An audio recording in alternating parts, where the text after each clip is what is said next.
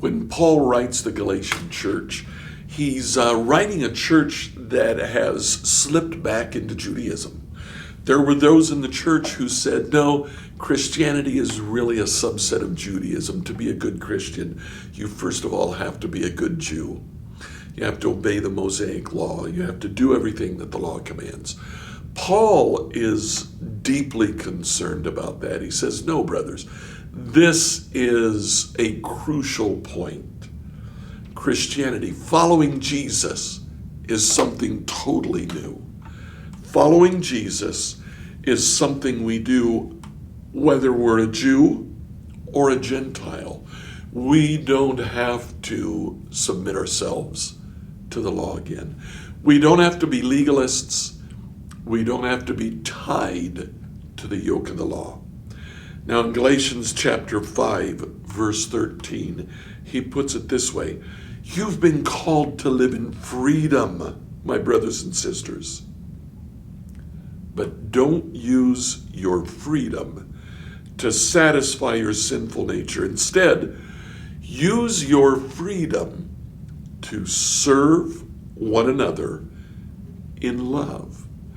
For the whole law can be summed up in this one command: love your neighbor as yourself. Now, as Paul writes the Galatians, he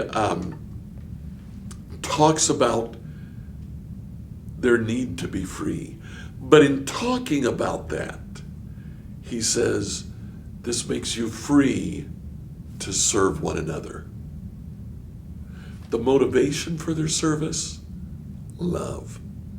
And he goes back to what Jesus quoted as the center of all of the law and prophets.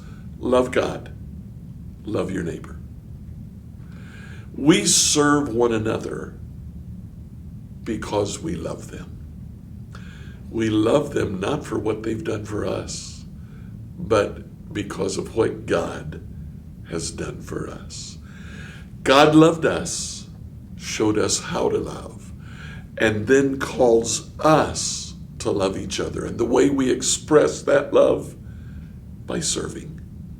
So today, find someone to serve and let them know that you serve them because God loved you.